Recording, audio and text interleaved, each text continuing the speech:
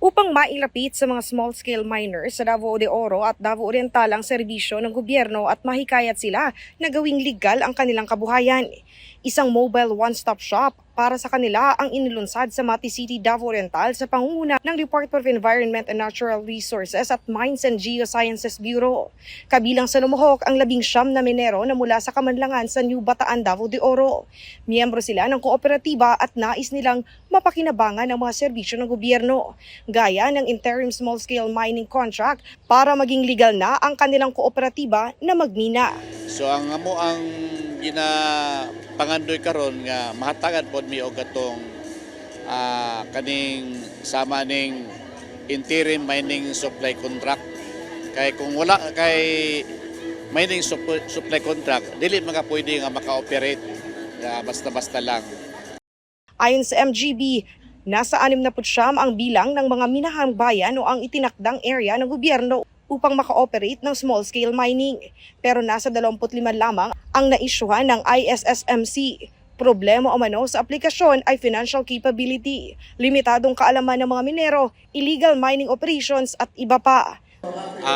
Small-scale mining operation dapat covered siya ng small-scale mining contract.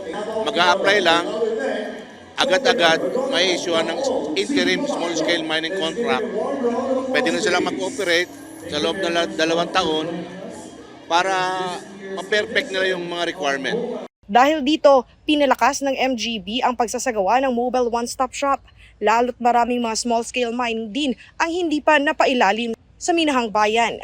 Makakatulong ang nasabing aktibidad upang mahikayat din ang mga minero na sundin ang mining regulation.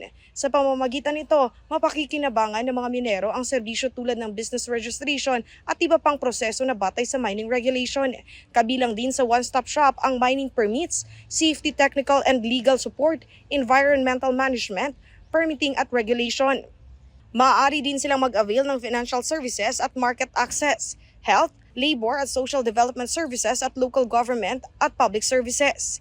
Issues on legality, environmental management, occupational safety and health, access to permits, overlapping policies. And this is precisely why the DNR has crafted and implemented DAO 2026-08.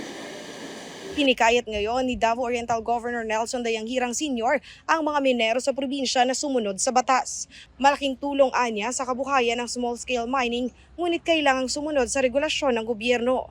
Dagdag pa ng gobernador, mahalaga ito para malaman ang mga standards sa mga minahan upang maiwasan ang risgo at peligro. Sundin natin ang batas. Gawin natin tama ang lahat kung ano ang nakasaad. Sa kabuuan, nasa 14 na mga kooperatiba sa small-scale mining na mula sa Davao de Oro at Davao Oriental ang lumahok sa aktibidad. Mula sa PTV Davao, Regine Lanuza para sa Pambansang TV sa Bagong Pilipinas.